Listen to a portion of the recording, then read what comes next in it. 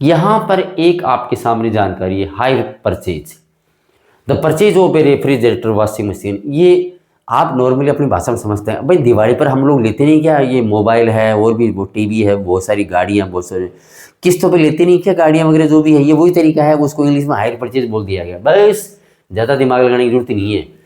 और ये उस फर्स्ट वर्ल्ड वार के बाद के ज़माने की बात है और अभी तक हम इसको फॉलो कर रहे हैं। Indians are great copier in the world, ये मेरा कोटेशन है, जिंदगी में याद रखना।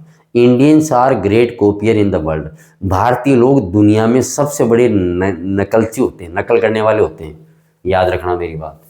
It's my 45 years old experience, 45 साल का अनुभव, मैंने यही देखा। लो, the purchase of refrigerators, washing machines, radios, gramophone players on credit, repaired in weekly. अरे भाई रेफ्रिजरेटर खरीदो, वॉशिंग मशीन खरीदो, रेडियो खरीदो, ग्रामोफोन प्लेयर्स खरीदो और क्रेडिट रिपेड इन। अब भाई वो तो भाई ऐसे तो है नहीं कि वो, पर वो क्या आपकी किस्त बना देगा भाई, रिपेड इन वीकली, और आपकी जो किस्त बनेगी, इंस्टॉलमेंट बनेगी, वो या तो साप्ताहिक होगी या मंथली होगी। Is known as hire purchase, इसी को हायर परचेज बोला गया। In 1923, the US resumed exporting capital to the rest of the world and became the largest overseas lender. लो साहब, जो अमेरिका है 1923 के अंदर ये सारे चीज, ये सामान बना बना के पूरी दुनिया को एक्सपोर्ट करने लगा। और लो साहब, तो कहे बोले तुम ये करो करो, बेचो बेचो और हमें दे देना, देना साहब, लेंडर बन गया, देने वाला बन गया। US imports and capital exports also boosted European recovery and world trade and income growth over the next 6 years. आने वाले 6 सालों तक ये लगा, अमेरिका अपने वहाँ जो सामान बना के भेज रहा है और जो पैसा वो लोगों को दे रहा है, यूरोपियन लोगों को, इससे यूरोप में जो लड़ाई चली उसकी रिकवरी में थोड़ा सा उनको साहस मिला उनको, क्या रिकवरी टाइमली हो जाएगा। ये हायर परचेज है। आप इसको पोज करके इसको नोट्स को मैंने सारे नोट्स के हिसाब से बनाए हैं। द ग्रेट इकोनॉमिक डिप्रेशन है, लो साहब, आर्थिक महामंदी, फर्स्ट वर्ल्ड वार के बाद आर्थिक महामंदी शुरू हो गई भाई। और मैं पहले बता रहा हूँ, मेरे इस वीडियो के माध्यम से याद रखना मेरी बात, इस दिवाली के बाद में पूरी दुनिया में एक बार फिर से the great depression, the great economic depression part 2 शुरू होने वाला है। दीपावली के बाद में जो भी है, याद रखना मेरी बात, जब भी है कभी भूलना मत। मैं भी मेजर गौरव आर्या की तरह बिल्कुल सही कर रहा हूँ, हिसाब से मेरी बात को याद रखना आप। दिवाली मनाओ आराम से, रोशनी से, और उसके बाद में the great economic depression part 2 का सामना करो। सामना मुझे भी करना और आपको भी करना, याद रखना मेरी बात। The great economic depression begin around, ये 1929 में शुरू हुआ था, 1930 के दशक तक चला। वैसे भाई 1934 या 35 मानते हैं। Most parts of the world experience catastrophic decline in production, पूरी दुनिया में जगह जगह दिखा कि भाई उत्पादन में कमी हो रही है, रोजगार नहीं मिल पा रहा है, इनकम भी कम आ रही है और व्यापार भी नहीं हो रहा है। द ग्रेट इकोनॉमिक डिप्रेशन है caused by a combination of several factors, इसके बहुत से कारण हैं भाई। ये क्यों आई, क्या हुआ, इसके बहुत से कारण हैं। तो फर्स्ट फैक्टर मैंने आपको फर्स्ट फैक्ट बताया आपको, एग्रीकल्चर और प्रोडक्शन रिमेंड ए प्रॉब्लम। अरे फर्स्ट वर्ल्ड वार खत्म हो गया तो लोगों किसानों ने देखा कि जितना ज़्यादा अनाज उगाएंगे बाजार में बिकेगा और हम सांस अंदर और सांस बाहर ले पाएंगे। लेकिन हुआ कुछ, अब क्या है, किसान कुछ ज़्यादा ही किसानों ने सोच लिया, वो ज़्यादा सोच लिया तो भाई बाज़ार में ज़्यादा सामान आ गया तो एग्रीकल्चर प्राइजेज है गिर गई, और जैसे प्राइजेज गिरी agriculture income declined, farmer try to expand production. तो किसानों ने देखा यार कि अभी तो इनकी कीमत बढ़ी नहीं है, और बढ़ेगी, और ज़्यादा उगाने लगे और ज़्यादा उत्पादन करने लगे। Bring a larger volume produce to the market to maintain their overall income. वो ज़्यादा किसान लोग ज़्यादा अनाज इसलिए उगाने लगे ताकि हमारे पास पैसा बराबर का आए, लेकिन इससे उल्टा पड़ गया मामला। The reason the glut in the market, अरे बाजार में ढेर के ढेर लग गए, pushing down prices even further, और आगे के लिए जो अनाज की कीमत और नीचे गिर गई। Farmer produce rotted for a lack of buyers, अब बेचारे किसान मुंह ताक रहे, कोई हमारे अनाज को लेने वाला आ जाए, पर आए कहाँ से, तुमने इतना भंडार लगा दिया। अरे पेट है, पेट पिप्पा थोड़ी है, पिप्पा होता है तब सोचते हैं ये पेट है। तो लोगों ने अपने पेट के बारे में सोचा, इन्होंने किसानों ने पेट को पिप्पा बना दिया। ये यहाँ पर आपकी बुक की फोटो यहाँ पर बता रखा है, ये महिला है, और ये महिला कैसे अपने 2 बच्चों को लेके यहाँ पे हिसाब से, ये महिला है और ये migrant workers family homeless and hungry, असहाय है, भूखी है ड्यूरिंग ग्रेट डिप्रेशन। 1936 का फोटो है ये। इस फोटो को जिसने खींचा देखिए बच्चों, ये फोटो जिसने लिया उसने यहाँ पर देखा। Many years later Dorothea lens the photographer who showed this picture recollected the moment. इसके बारे में लिखा, इस मदर के बारे में। आई सा and approach the hungry and desperate mother. मैंने देखा ये भूखी और ये निराशा में व्यक्त ये मदर है, as if drawn by a magnet, जैसे किसी चुंबक ने इसको बांध लिया है, रोक लिया है, जैसे किसी चुंबक ने इसको रोक लिया है, बांध लिया है, ये मैंने देखा। I did not ask her name और हर हिस्ट्री। मैंने उसको उसका नाम नहीं पूछा, उसके इतिहास के बारे में नहीं पूछा। सी टोल्ड मी हर एज, उसने मुझे अपनी उम्र बताई। दैट सी वाज 32, 32 साल की है। सी सेड दैट दे, और उसने ये कहा था सी एंड हर 7 चिल्ड्रन, वह और उसके 7 बच्चे had been living on frozen vegetables from the surrounding fields. हम जो आसपास जो सब्जियां हैं जो जमी हुई है वहाँ पर हम रह रहे हैं। And but that the children killed, हाँ, और यहाँ पर मेरे बच्चे भी मर रहे हैं, और ये पक्षी भी है, ये मेरे बच्चों को भी मार रहे हैं, जो भी है, खाने के लिए कुछ नहीं चाहिए उनको। There she sat with her children huddled around her, और यहाँ अपने बच्चों के साथ ये बैठी है, एक बच्चा गोद में सो रहा है और ये देखो निराशा से है। With her children huddled around her and seemed to know that my pictures might help her and so she help me. और ये यहाँ पर इस उम्मीद से बैठी है कि मेरी पिक्चर आप खींच रहे हो, कोई देखेगा और हम सहायता करेगा। ठीक है, अब आगे देखो आप यहाँ देखिए, द ग्रेट इकोनॉमिक डिप्रेशन की वजह से यूरोप की क्या हालत हुई, अमेरिका की क्या हालत हुई। देखो, work is what I want and not charity. अरे मुझे काम चाहिए, मुझे काम चाहिए, मुझे कोई चंदा नहीं चाहिए। हु विल हेल्प मी, कौन मेरी सहायता करेगा। गेट ए जॉब 7 ईयर्स, मैंने 7 साल लगातार जॉब किए। कहाँ, इन डेट्रॉइट, मैंने डिट्रॉइट में हेनरी फोर्ड के, लो साहब 7 साल, नो मनी सेंट अवे, और वहाँ से एक पैसा नहीं मिला। Furnace west of reference phone, ये देखो ये फ़ोन नंबर है क्या है, जो भी कुछ ऐसा दे रखा है। Daily life during the great depression, unimaginable poverty. उनकी डेली लाइफ ये शुरू होगी इस प्रकार से, ऐसी हर दिन देख लो आप, लोग खड़े अच्छे कपड़े पहन के, ऐसे लगे जैसे अमीर लोग हो, लेकिन ये भूखे प्यासे हैं। पेट का सवाल है, पेट में कुछ चाहिए। अब देखो सेकंड फैक्टर आपके सामने क्या है। In the first half of 1928 US overseas loans amounted to over $1 billion. लो साहब, 1928 के दशक के लगभग अमेरिका ने पूरी दुनिया को इतना पैसा दे दिया। A later it was 1/4 of that amount. Country that dependent crucially on US loan now face an acute crisis. यहाँ पर मामला क्या, मैं आपको समझा दूँ। अमेरिका ने जो लोन दिया था वो धीरे धीरे उसको लगा यार कि मामला गड़बड़ है, तो भी ये एक बार मुझे पैसा वापस दे दो और मैं आपको इससे आपदा से निकाल दूंगा, लेकिन वो ऐसा कुछ हुआ नहीं। Third factor, the withdrawal of US loan affected much of the rest of the world. America ने लोन देना बंद कर दिया दुनिया को, अब इससे भी दुनिया पे फर्क पड़ा। Though in different ways the US attempt to protect its economy in the depression by doubling import duties also dealt another severe blow to world trade.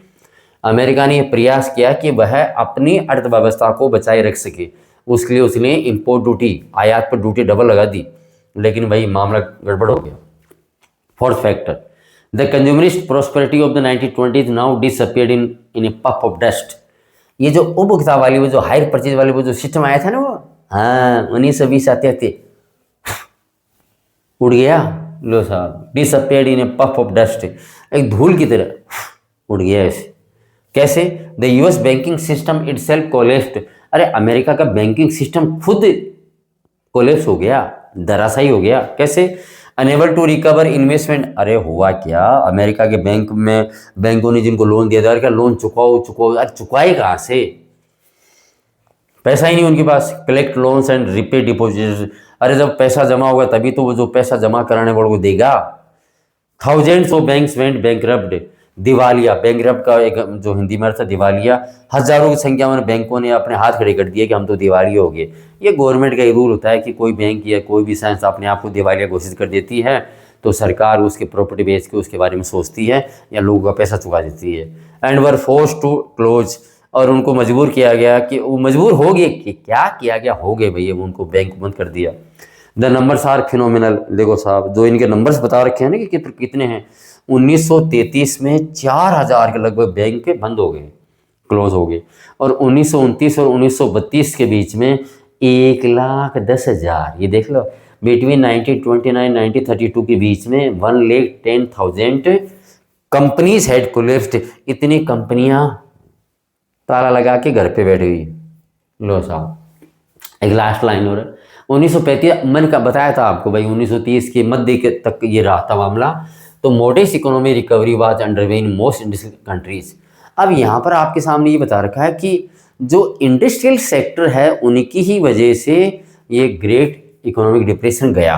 यहाँ पर ये फिगर देख लो आप, इस फिगर में, ये आपकी बुक का ही है, यहाँ पर बाकायदा साफ साफ दे रखा है किस प्रकार से ये लोग भाई यहाँ पर लाइन में लगे हुए हैं, कुछ मिल जाए। India and the great depression. लो साहब, हम अब हमारे इंडिया की बात आ गई। वैसे मैं आपको बता दूं कि the great economic depression Bharat से शुरू हुआ था, तो और इसका समय काल है 1928 से 1934, जबकि हम वर्ल्ड के बारे में पढ़ेंगे तो उसमें उसका समय काल शुरू होता है 1929 से 1934-35 लगभग होता है। लेकिन इसका मतलब हम एक साल पहले हैं। The great economic depression immediately affected Indian trade. इस आर्थिक महामंदी से भारत का व्यापार प्रभावित हुआ, इसका जो एक्सपोर्ट है इंपोर्ट है वो भी आधा हो गया, और 1928 और 1934 का ये समय काल है। इंटरनेशनल प्राइजेस धराशायी हो गई, crest prices in India also plunged, और भारत के अंदर भी जो इनकी प्राइस है वो भी ऊपर नीचे हो गई। 1928 और 1934 के बीच में वीट प्राइजेज है 50% गिर गई। 2200 रुपये की बोरी थी, वो 1100 रुपये में आने लगी। लो साहब, सीधा सा बता दिया मैंने, 2200 रुपये की बोरी 1100 रुपये में आने लगी। Peasants and farmers suffered more than urban developers. शहर में रहने वाले लोगों की बजाय किसानों ने, पीजेंट्स एंड फार्मर्स, किसान और बड़े जमींदार लोग हैं, इन्होंने ज़्यादा इसको भोगा। दो भाई ज़्यादा प्रभावित हुए। दो एग्रीकल्चर प्राइजेस फेल शार्पली, जो खेती से संबंधित जो जितनी भी जो प्राइजेज थी वो सब नीचे गिर रही थी। कॉलोनी गवर्नमेंट है, उसने मना कर दिया कि हम रेवेन्यू है, रेवेन्यू को कम नहीं करेंगे, ये तो हमारा जन्मसिद्ध अधिकार है, देना पड़ेगा आपको।